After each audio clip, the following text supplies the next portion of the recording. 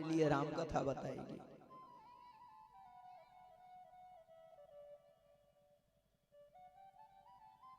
हमारे जीवन में अगर असर आता है ना तो ये सत्संग से पड़ता है। राम कथा जीना सिखाती है। राम जी का जो चरित्र है वो जीवन में उतारने योग्य चरित्र है, लेकिन जो भागवत कन्हैया का चरित्र है, भागवत जी का चरित्र है, वो हृदय में तो उतारना ही है, लेकिन वो मरने योग्य कैसे मरना है। राजा परीक्षित को देखो, मृत्यु सबकी होनी है, और राजा परीक्षित ने प्रश्न भी यही किया है कि जिसको 7 दिन में मर जाना हो। देखो, मृत्यु टालना कोई बड़ी बात नहीं है।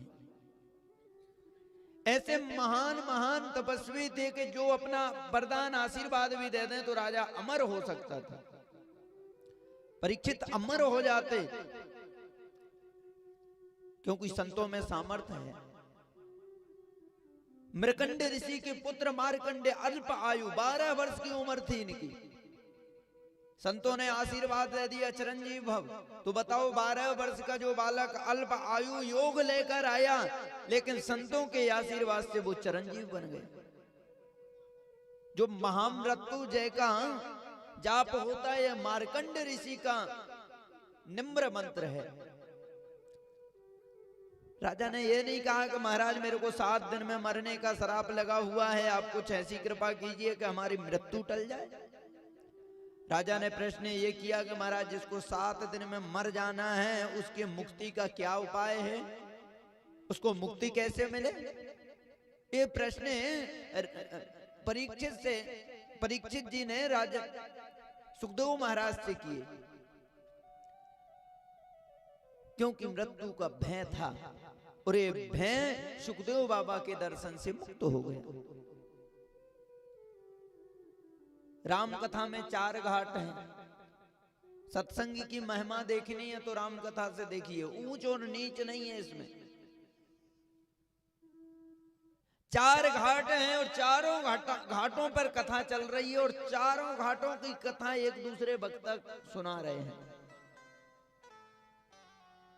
पहला घाट 80 घाट, जहां पर बाबा तुलसी कहते हैं कि अपने मन को कथा सुना रहे हैं, या कहा जाए कि भक्तों को संतों को कथा सुना रहे हैं। और बाबा तुलसी कहते हैं कि मैं भी तुमको वो कथा सुनाऊंगा जो याज्ञवल्क्य ऋषि जो हैं प्रयागराज में सुना रहे हैं।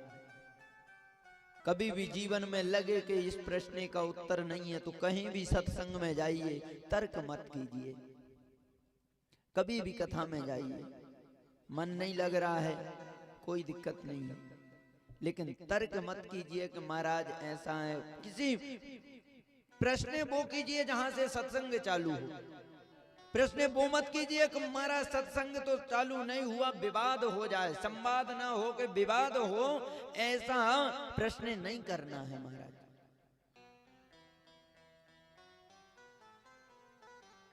एक बार प्रयागराज में एक ऋषि का निवास है जिनका नाम है भारद्वाज। भारद्वाज मुनि बसहु प्रयागा। प्रयाग की नगरी में भारद्वाज महामुनि का आश्रम बना हुआ है। माघ का महीना आया तो माघ मेले में संत जन सब एकत्र होकर सत्संग करते रहे थे। राम कथा चालू हुई। राम कथा 1 महीने का सत्य चला। चलते चलते वहां प्रवक्ता कौन थे, बोले याज्ञवल्क्य ऋषि। खूब सत्संग चला माह 1 माह तक। लेकिन जब 1 माह संपन्न हुआ, माघ महीना विश्राम हुआ, तो सबके सब ऋषि जाने लगे।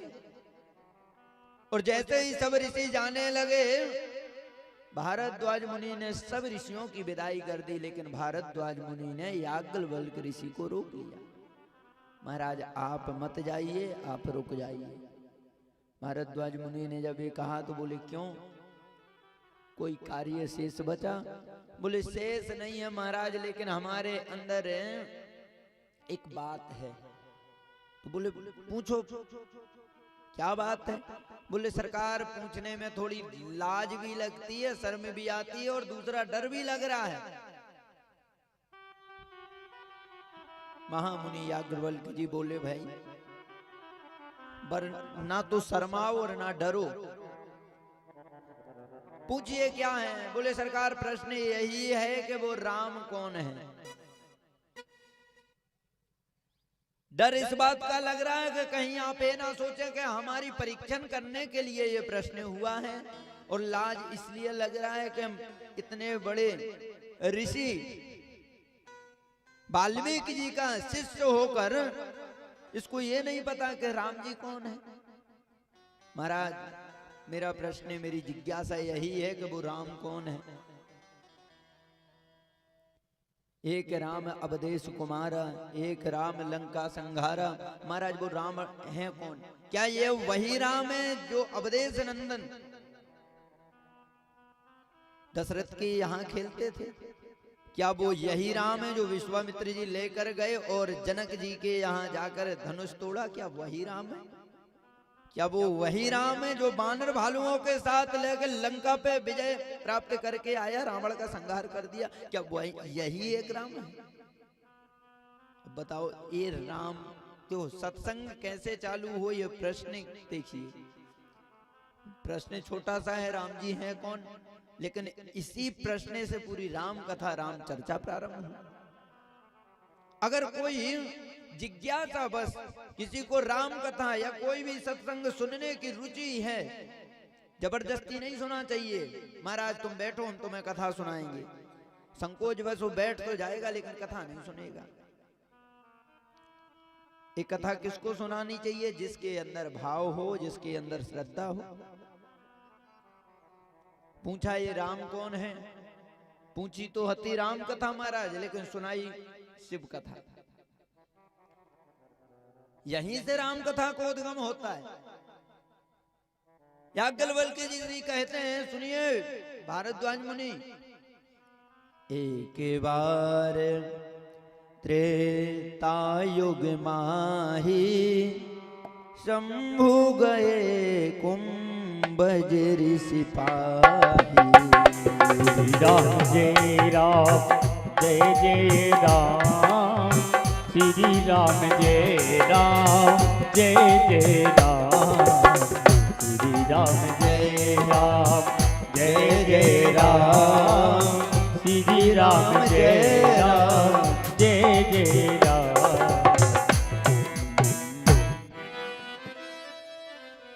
एक बार त्रेता युग माही शंभु गए कुंभज ऋषिपाही।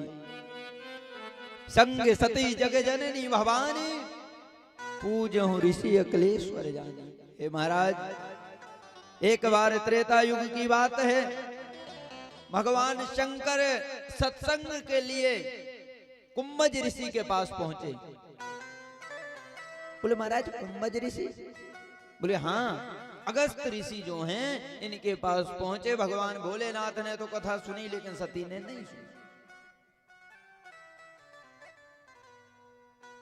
संशय हो गया सती को कथा में।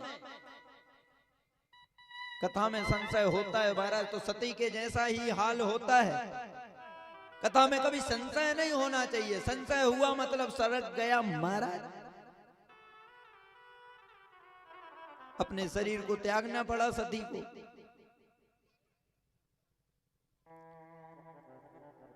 जीवन में कभी सत्संग में, कभी कथा में संशय नहीं होना चाहिए महाराज। और अगर कभी संशय पड़ भी गया, संशय आ भी गया, तो जल्द से जल्द उसे दूर करने की कोशिश की जाए। तो दूर कैसे होगा? बोले कभी गुरु जी के चरणों में जाइए, कभी किसी संत ब्राह्मण के चरणों में जाइए, बैठिए, पूछिए महाराज ये संशय हुआ है, विनती है आपसे कि संशय को दूर किया जाए। तो जीवन में ये विचार होना चाहिए। दूसरा घाट प्रयागराज की नगरी में महाराज याज्ञवल्क्य जी सुना रहे हैं भारद्वाज मुनि को, लेकिन ये भी कहते हैं कि सुनो ऋषि, हम तुमको वो कथा सुनाएंगे जो महाराज पक्षीराज गरुण काकभुसुंडी जी के मुखार बिंदों से सुन रहे हैं। और जब उनने भी सुनाई तो काकभूषण जी भी कहते हैं कि मैं तुमको वो कथा सुनाऊंगा जो भगवान भोलेनाथ माता भवानी को सुना रहे हैं। यहाँ एक प्रश्न आ जाता है कि भवानी कब कथा सुनी? बोले जब भवानी ने पार्वती जी का रूप लिया, सब समझ गए, राम की महिमा जानने लगे, तब एक दिन माता पार्वती आई, प्रार्थना करने लगी, आज मेरी इच्छा है कि मैं कथा सुनूं। भगवान भोलेनाथ बोलने लगे, देवी आप? बोले हाँ सरकार, आज मेरा विवाद करने का मन नहीं है, आज मेरा संवाद करने का मन है। हमारी इच्छा है कि आप हमारे लिए राम कथा सुनाएं। कल निवेदन किया था, भगवान भोलेनाथ जो हैं ये परम रसिक हैं। भगवान भोलेनाथ जो हैं वो राम जी के नाम से ही अपना जीवन प्रारंभ है उनका। एक दूसरे के परम भक्त हैं। भगवान राम को देखोगे तो भोलेनाथ के भक्त, और भोलेनाथ को देखोगे तो राम जी के भक्त। एक दूसरे के दोनों भक्त हैं और एक दूसरे के दोनों मित्र भी हैं।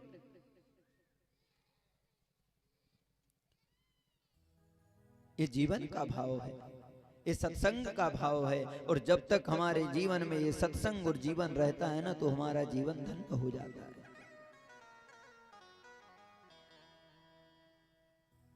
सहस्त्र भूमिते तला सर्वायम विप्रभूषणम।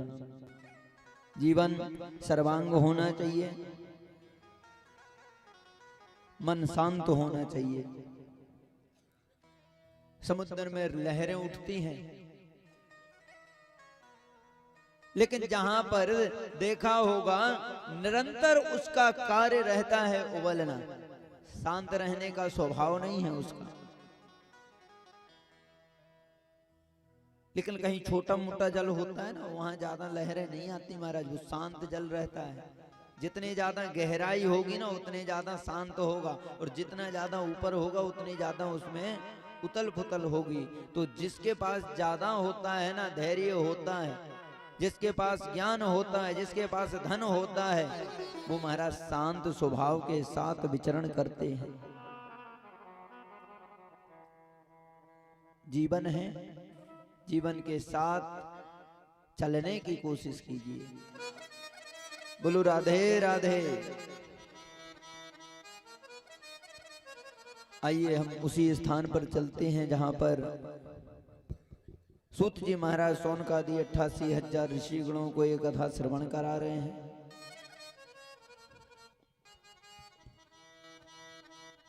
कल हम लोगों ने कथा को बाबा सुखदेव जी और राजा परीक्षित के यहाँ विश्राम किया था। एक ऋषि हैं जिनका नाम है समीक। बाबा सुखदेव गए और समीक ऋषि की कुटिया पर परीक्षित जी का आना हुआ। परीक्षित जी को वहां पर समाधि में ऋषि मिले। कभी कभी जीवन में ऐसा हो जाता है, बुद्धि भ्रमित हो जाती है, तो ऐसे कार्य जल्दी से संपन्न हो जाते हैं। राजा परीक्षित की बुद्धि भ्रमित हो गई, कलयुग बैठ गया। जैसे ही कलयुग बैठा, भ्रमित बुद्धि जो नहीं करना था महाराज वो कर दिया। समाधि लगाकर बैठे हुए ऋषि को जाना ये पाखंडी है, मेरी सेवा करनी पड़ेगी, इसलिए ये पाखंड का विद्या का रूप लेके बैठ गया है। अब भी बताता हूं। और एक मरा हुआ सर्प उठाया, समीक ऋषि के गले में डाल दिया। गौरमुख गया, गौरमुख ने बता दिया महाराज तुम्हारे पिताजी के गले में मरा हुआ सर्प डाल दिया है। किसने? राजा परीक्षित। क्रोध आ गया, तुरंत नदी से जल लिया, श्राप दे दिया। इति लंघित मर्यादा तक्षका सप्तमोहने।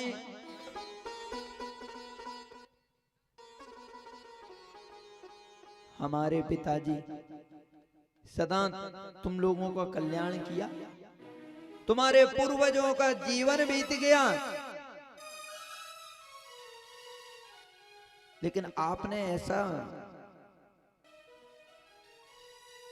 अपराध किया राजन, तुरंत श्राप दे दिया। आज से 7वें दिन यही तक्षक आएगा, तुमको डस लेगा, तुम्हारी मृत्यु हो जाएगी। सिंगी ऋषि दौड़े दौड़े गए पिताजी के यहाँ। पिताजी, मैंने राजा परीक्षित को श्राप दे दिया है, ऐसा अपराध किया। जैसे ही समीक ऋषि की ने ये बात सुनी, बेटा क्या किया? मैंने श्राप दे दिया, आज से 7वें दिन ये तक्षक आएगा, डस लेगा, राजा मर जाएगा। महामुनि समीक ने बहुत समझाया, बहुत डांटा, बेटा नहीं ऐसा करना चाहिए। तुमने जो किया अपराध किया है। आज के बाद इस भारत भूमि को ना तो ऐसा राजा मिलेगा और ना होगा।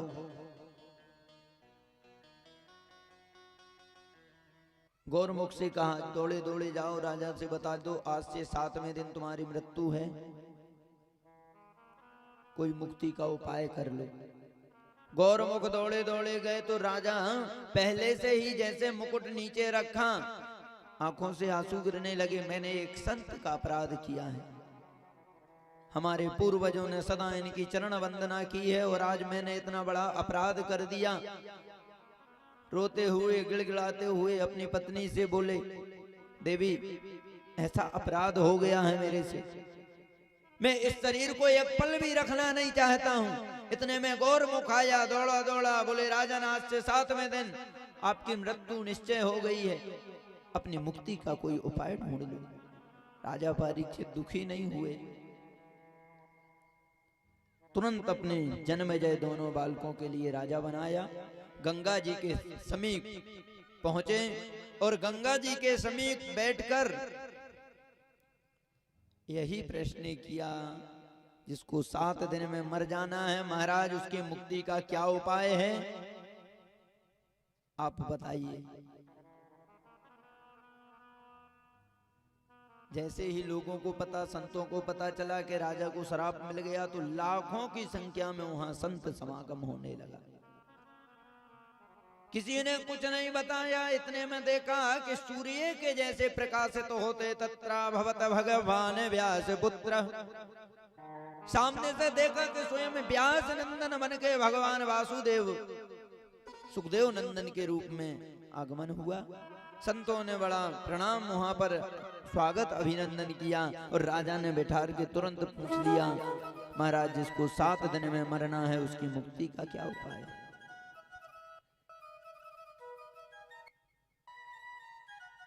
बर्याने ते प्रश्ने कृत्वा लोकहितो नृपः आत्मविश्वमयं पुरुषा श्रोताभ्यं दिशितं परः। जैसे ही महाराज प्रश्न सुखदेव बाबा ने से परीक्षित ने किया तो बाबा ने भी बताया, हे बरियान, पहला शब्द बकार निकला। बकाल जो पहला शब्द हो ब्रह्म की उपासना के लिए है।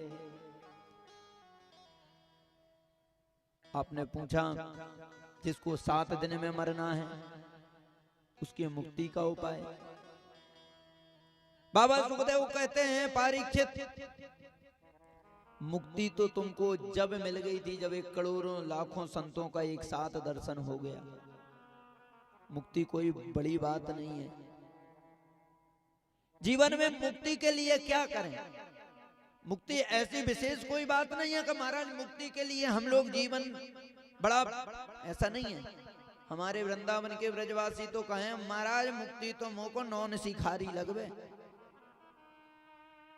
ये मुक्ति कोई बड़ी बात नहीं है। मुक्ति खुद वहां पर बोलती है, मुक्ति कहे गोपाल सो मेरी मुक्ति बताए। तो कहते हैं कि ब्रज रज ओढ़ मस्तक लगे, मुक्ति मुक्त हो जाए। कौन सी बड़ी बात है मुक्ति की? मुक्ति बात नहीं है। लेकिन ये 7 दिन मिले हैं राजन, तो इस 7 दिन में हम सत्संग के रूप में परिवर्तित करेंगे। आइए हम सब लोग बैठकर सत्संग के लिए गाते हैं, सत्संग को सुनते हैं और आने वाले समय में इसी सत्संग से जीव का कल्याण हो।